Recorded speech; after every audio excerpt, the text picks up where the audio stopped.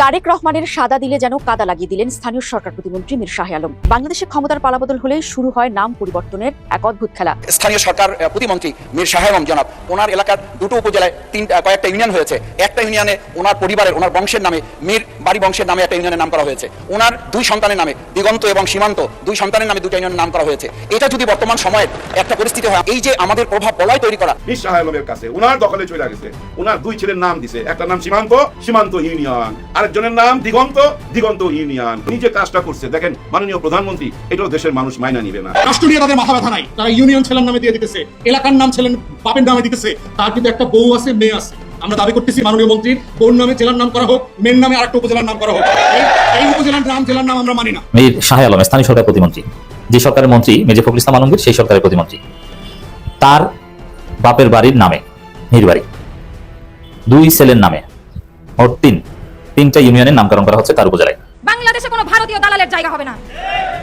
এই বাংলাদেশে আমার ভাইরা রক্ত দিয়েছে, রক্ত দিয়ে আপনাদের ক্ষমতায় বসিয়েছে, শুধুমাত্র বসে থেকে তামাশা দেখার জন্য না, তাদের বিচার করার জন্য। আমার ভাইয়ের রক্তের সাথে যদি বেইমানি করেন, খোদার কসম করে বলছি কাউকে কোনো ছাড় দেওয়া হবে না ইনশাআল্লাহ। দেখেন, যেটা সংসদে সমাধান হওয়ার সংসদে হবে, যেটা না হওয়ার রাজপথে হবে। আমরা জনগণের দাবি ছেড়ে দেবো না, ছেড়ে দেওয়ার কোনো অধিকার আমাদের নাই। উই আর কমিটেড, আমরা আমাদের কমিটমেন্ট ভায়োলেট করতে পারি না। এবার মমতাজের পরে আরেক মমতাজ বিএনপির এসেছে, সংসদে গিয়েছেন নাইট ড্রেস পরে। এখন সোশ্যাল মিডিয়ার অ্যাক্টিভিস্টরা মন্তব্য করছেন, বলছেন যে এইবারের সংসদ ও হাসিনা সংসদের থেকে কোনো ব্যতিক্রম কিছু নয়। আসসালামু আলাইকুম। বিএনপি সরকারের 4 মাস যেতে না যেতেই ঠিক আওয়ামী লীগের দেখানো পথেই হারতে চলেছে বর্তমান বিএনপি সরকার। আওয়ামী লীগের সময় যেভাবে সারা দেশে তাদের নামকরণের রাজনীতি চালু করেছিল, ঠিক একই পথে হারতে চলেছে বর্তমান বিএনপি সরকারের মন্ত্রী থেকে শুরু করে প্রতিমন্ত্রীরা। বগুড়ার এক প্রতিমন্ত্রী, তিনি তার ইউনিয়নের নাম পরিবর্তন করতে গিয়ে সেই ইউনিয়নের নাম তার ছেলের নামে করেছে। সেই কারণে সোশ্যাল মিডিয়া থেকে শুরু করে সারা দেশব্যাপী তোলপাড় সৃষ্টি হয়ে গিয়েছে।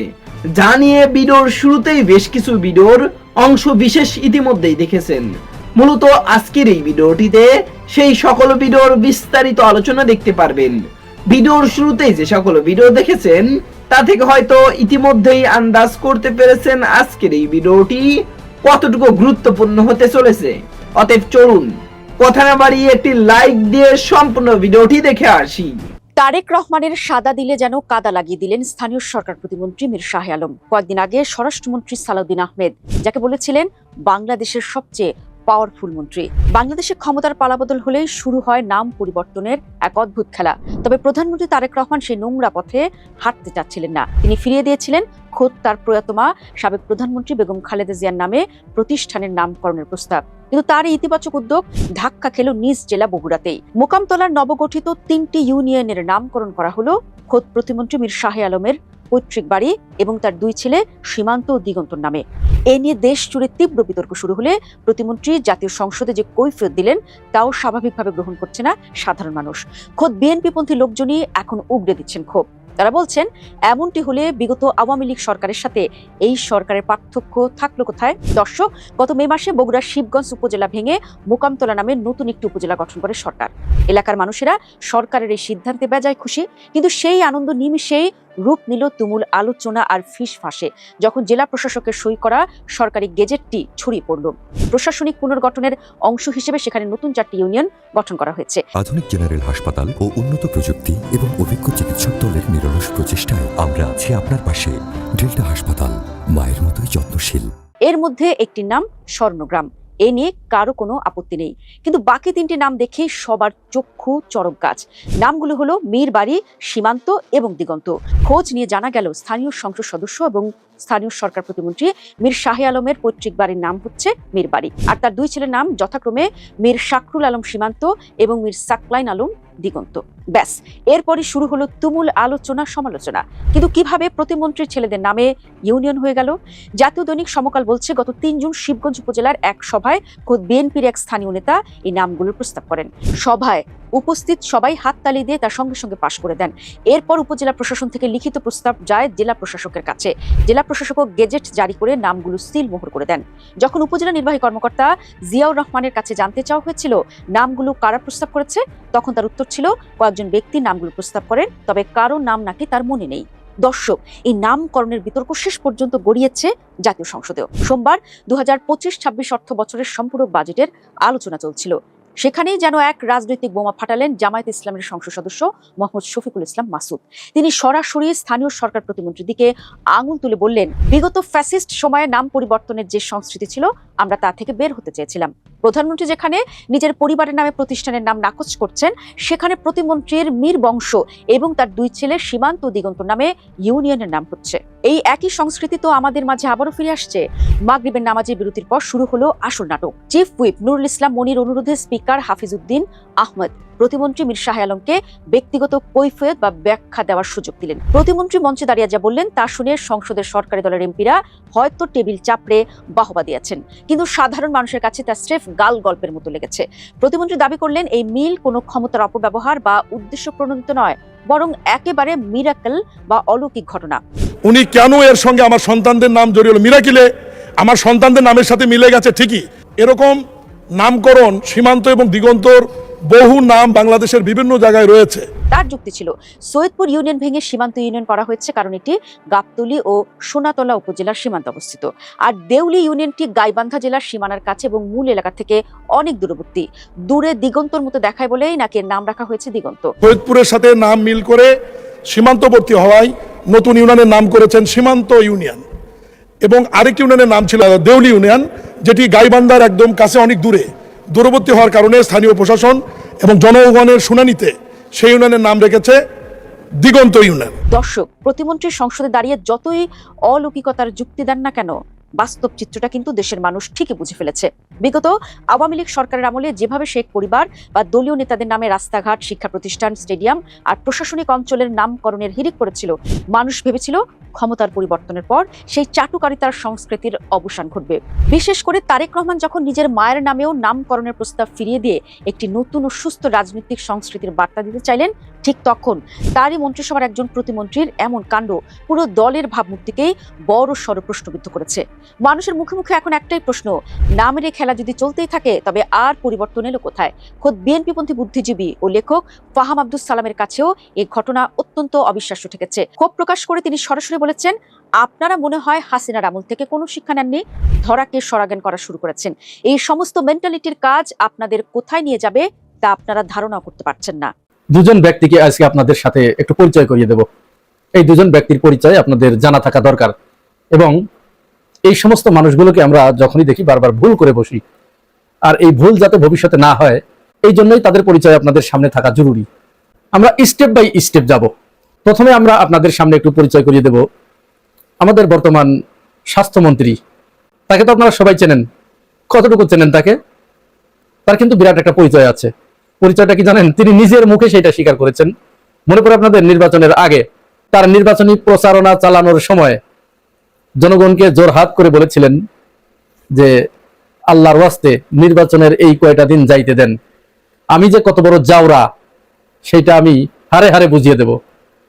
আত্মস্বীকৃত ওইটা নিজে স্বীকার করেছেন, এখানে তো অন্য কারো কিছু বলার নাই।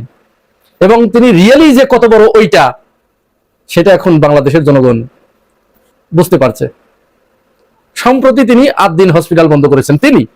আচ্ছা, এই হসপিটাল বন্ধ করার পরে যখন চারিদিক থেকে প্রচন্ড সমালোচনা শুরু হয়েছে যে হসপিটাল কেন বন্ধ হবে, রোগী মারা যেতে পারে ভুল চিকিৎসায়, এর জন্য কারো গাফিলতি থাকলে, কেউ দায়ী থাকলে তার বিরুদ্ধে আইনানুগ ব্যবস্থা নিতে হবে, কিন্তু হসপিটাল কেন বন্ধ করতে হবে?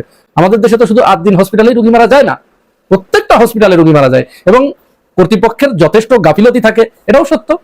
তাই বলে কি ওই হসপিটালগুলো কোনো একটা বন্ধ হয়েছে? হয় নাই। 8 দিন কেন বন্ধ হলো সেটাও তিনি স্বীকার করেছেন। আচ্ছা, তিনি যে আত্মস্বীকৃত ওইটা, এটা কি আমি বানিয়ে বললাম নাকি প্রমাণ নেবেন? আসেন আমরা প্রমাণ দেই, আগে ভিডিওটা দেখি। দিস ইজ ফার্স্ট টাইম আমি তাহাজ্জুদ পড়তে পারি নাই। আজকে ভাবছি পড়বো এবং কালকে রাতটা এই কয়টা দিন পড়বো।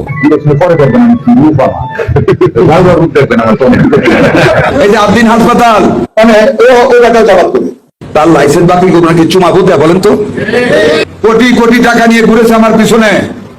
আপনারা কোটি কোটি টাকা নিয়ে তার পিছনে ঘুরেছেন। আমি আমার মনে হয় আমি এই উত্তর দিতে চাই না। মন্ত্রী সাহেবকে জিজ্ঞেস করেন যে এই প্রুফটা মুখে দেখা, যেটা নাক দিয়ে মুখ দিয়ে চালিয়ে এটা কার্বন ডাইঅক্সাইড বিষাক্ত, সব মরে যাবে। আমি যখন টয়লেটে যেতাম বই সাথে নিয়ে যেতাম, আমি যে আনারি ডাক্তার আমিও তো বুঝতাম যে বাচ্চা তো মুক্ত বাতাস এসে ভালো হয়েছে, তার মানে ওইখানে অক্সিজেন পায় নাই। যে আমি কিন্তু ভেন্টিলেশনের যে কার্বন ডাইঅক্সাইড লেভেল যেটা থাকার কথা, সেই কার্বন ডাইঅক্সাইড লেভেলে এখনো যারা এক্সপার্ট তারা মনে করেন না, তারা মনে করেন না, এটা আমার কথা বলছেন, তারা মনে করেন না যে এই কারণে শিশু মৃত্যু হতে পারে। কথা বলো কার যাই করুক, বাতিল করছি তো করছি।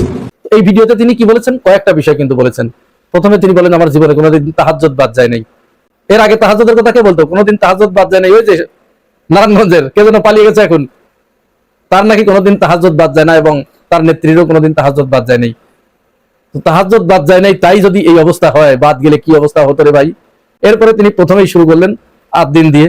আর 8 দিন কেন বন্ধ করলেন সেটাও তিনি পরিষ্কার করে বললেন যে ও শালা জামাতের প্রতিষ্ঠান বন্ধ করবো না, কি করবো, ওটা বন্ধ করেছি তো ভালো করেছি। এখানে একটা বিষয় উল্লেখ করা দরকার, 8 দিন হসপিটাল কিন্তু শুধু হসপিটাল নয়, ওটা কিন্তু একটা মেডিকেল কলেজ। তো যখন সমালোচনা হয়েছে এখানে প্রায় 500 জন ছাত্রছাত্রী আছে যারা মেডিকেলে পড়ালেখা করছে, তো তখন বলছে যে আমরা তো শুধু হসপিটালের লাইসেন্স বাতিল করেছি, আমরা তো মেডিকেল কলেজের লাইসেন্স বাতিল করি নাই, মেডিকেল কলেজ বন্ধ করি নাই। একটা মানুষের এই ব্যাপারে সে আসলে কি করে ডাক্তার হয়েছে, সে আসলে ওই ডাক্তার নাকি ভুয়া সার্টিফিকেট দিয়ে ডাক্তার হয়েছে, এটা একটু খতিয়ে দেখা দরকার। এখন বাংলাদেশে এগুলো কে খতিয়ে দেখবে? আচ্ছা বলেন তো, মেডিকেলে যারা পড়ে তারা আমার এই ভিডিও যদি দেখেন তারা বুঝতে পারবেন, বা আপনাদের ভাই বিরাদার কেউ থাকলে জিজ্ঞাসা করবেন, মেডিকেলের ছাত্রদের 3rd ইয়ারে গিয়ে তাদের জন্য হসপিটাল একেবারে কম্পালসারি। হসপিটাল না থাকলে তাদের কোনো ভ্যালু নাই, কারণ তাদের ওই 3rd ইয়ারের পর থেকে পুরা সম্পর্কটা হচ্ছে হসপিটালের সাথে। তারা রোগীর পাশে বসে তারা ক্লাস করে এবং হাতে কলমে, ওইটাই হচ্ছে মূলত তাদের যে ডাক্তার হয়ে ওঠার যে স্বপ্ন, ওইটাই কিন্তু তারা প্র্যাকটিক্যাল শুরু হয়। ইনজেকশন পুশ করা, নার্ভ দেখা, তাহলে এটা কিন্তু পরিষ্কার যে মেডিকেল মানেই হসপিটাল, সাথে হসপিটাল থাকতে হবে, না হলে মেডিকেল মূল্যহীন। যেখানে যেখানে মেডিকেল আছে সেখানে সেখানেই হসপিটাল আছে, হসপিটাল ছাড়া কোনো মেডিকেল নেই। অথচ তিনি বললেন যে আমরা হসপিটাল বন্ধ করেছি, মেডিকেল বন্ধ করি নাই। কোন মানের ওইটা হলে এই কথা বলতে পারে? তারপরে কি বললেন যে ওইটা ও তো জামাতের প্রতিষ্ঠান, তো জামাতের প্রতিষ্ঠানগুলো বন্ধ করতে হবে। সারা দেশে জামাতের যে প্রতিষ্ঠানগুলো আছে সবইটা তাহলে বন্ধ করতে হবে? জামাত কি দেশে ভেসে আসা পানা রে ভাই? আমি বুঝি না, জামাত ভালো কাজ করলেও ওইটা মন্দ, আর ওরা আকাম কুকাম যা কিছু করুক ওইটা সব বেস্তি কাজ। এটা কোন ধরনের দেশে বাস করছি আমরা, এটা বুঝতে পারছি না। প্রতিষ্ঠান তো কোনোদিন একটা গড়েন নাই। এদেশে জামাত ইসলাম মানুষের সেবায় যে সেবামূলক প্রতিষ্ঠানগুলো গড়েছে সেইগুলো আপনি এসেছেন বন্ধ করতে। জনগণ যেদিন খেপবে, শেখ হাসিনার পালানো দেখেছেন তো, একটা পশমও থাকবে না এখানে। আর আপনি যে বলছেন না যে আপনি কত বড় ওইটা, জনগণ যে কত বড় ওইটা সেটা তো আপনি দেখেন নাই। জনগণ যেদিন খেপবে সেদিন জনগণের ওইটা দেখবেন। জনগণ কাকে বলে? এরা সুস্থ মস্তিষ্কের মানুষ নয়, নিশ্চয় সুস্থ মস্তিষ্কের মানুষ নয়। আর বিএনপি তারা এই মালগুলো কোথা থেকে পায় আর ধরে নিয়ে আসে। নির্বাচনের আগে তার এই বক্তব্য ভাইরাল হবার পরেও বিএনপি তাকে স্বাস্থ্যমন্ত্রীর মতো একটা জায়গায় বসিয়েছে। এর সাথে ভালো তো আসলে নাই। আচ্ছা, এরপরে আরেকজন ব্যক্তির পরিচয় করিয়ে দেই। দেখতে এই এত বড় বড় দাড়ি, ডগলাস ফসকেটেরও দাড়ি ছিল, এত বড় বড় দাড়ি। ওই দাড়ি দিয়ে কি আসে যায় যদি তার ভিতরে ঈমান না থাকে? যদি সে ইসলামের দুশমন হয়? আব্দুল্লাহ ইবনে উবাইয়ের দাড়ি ছিল না? ছিল তো। এই লোকটা, এই মনিরুল হক চৌধুরী, সে গত 2 দিন আগে সংসদের ভিতরে দাঁড়িয়ে বিরোধী দলীয় নারী সংসদ সদস্যদের পর্দা সম্পর্কে যে কুরুচিপূর্ণ মন্তব্য করেছে, যে কথাগুলো বলেছে, এই বিষয়ে আমি আলোচনা করার ইচ্ছা ছিল না, পক্ষপাতী ছিলাম না, যে না যা বলছে বলছে, ওখানে তো সংসদের ভিতরে একটা প্রতিবাদ হয়েছে, ওটা ওখানেই চুকে যাক। কিন্তু তার আরেকটা পরিচয় পাওয়ার পরে আমার কাছে মনে হলো তার পরিচয় আসলে আপনাদের জানা থাকা দরকার। প্রথমে তার অতীত একটু বলি। 1974-75 সালে সে কিন্তু ছাত্রলীগের সভাপতি ছিল। তো ছাত্রলীগের সভাপতি যেসব মাল থাকে ওসব মাল সম্পর্কে তো আপনারা জানেনই। ওই যে ফোজা পাগলা একটা ছাত্রলীগের সভাপতি ছিল, সে কি জিনিস এখন তো আপনারা হারে হারে বুঝতে পারছেন। এরকম আরো অনেকে আছে যেগুলো ওইখান থেকে এসেছে, সেইগুলোই এখনো ওইখানেই চেটে বেড়ায়। এরপর কুমিল্লা 10 আসন থেকে 9 আসন থেকে সে জাতীয় পার্টির নির্বাচন করেছে, হেরেছে। সর্বশেষ তিনি এই 2026 সালে কুমিল্লা 6 আসনে এসে নির্বাচন করেছেন বিএনপির হয়ে, এবং তিনি সেখান থেকে জিতে এসেছেন। এই জেতা যে কি জেতা সেটা তো আমি আপনি সবাই জানি। এইখান থেকে জেতার পরে সে সংসদে গিয়েছে। আরো একটা ভিডিও তার ভাইরাল হয়েছে, যেইটার কারণে মূলত আমার এই কথাগুলো বলা। তিনি কাউকে যেন ফোনে নির্দেশ দিচ্ছেন যে পাঠ্যপুস্তক থেকে ইসলামের ইতিহাস, ইসলামিক স্টাডিজ এই সাবজেক্টগুলো বাদ দিয়ে চিড়িয়াখানায় ওগুলো পাঠিয়ে দিন। ইসলাম হিস্ট্রি সাবজেক্ট মুঘল সম্রাটের ইতিহাস পড়া এইসব পড়লেন মাত্র এটা আলাদা অবস্থায় পরীক্ষা করতে দিয়ে নেই, এই জন্য আলাদা একটা চিড়িয়াখানা করেন, ওখানে মাসে মাসে টাকা দিয়ে আমরা দাদি আমি বাজারে প্রস্তাব দেবো, দাদা আমাদের কিছু টাকা রাখে আপনার জন্য, কিভাবে এটি দয়া করে দূর করেন। মুঘল সাম্রাজ্যের ইতিহাস ওখানে পড়ানো হয়, ওগুলো চিড়িয়াখানায় পাঠিয়ে দিন। একটা কথা এখানে শুধু শুনে রাখুন, মুঘল সাম্রাজ্যের ইতিহাস কাদের কাছে সবচেয়ে অপাঙ্ক্তেয়? কারা মুঘল সাম্রাজ্যের সমস্ত স্থাপত্যগুলো, বৈশিষ্ট্যগুলো, চিহ্নগুলো মুছে ফেলতে চাচ্ছে? কারা? এই আমাদের পার্শ্ববর্তী দেশ ভারত। ভারত থেকে মুঘল শাসকদের যত কীর্তি, যত কর্ম, যত ঐতিহ্য সবকিছু তারা মুছে ফেলছে।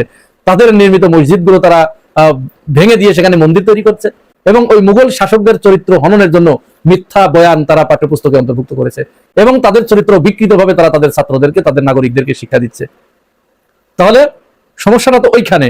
তো সেটা মনিরুল হকের কাছে আসলো কি করে?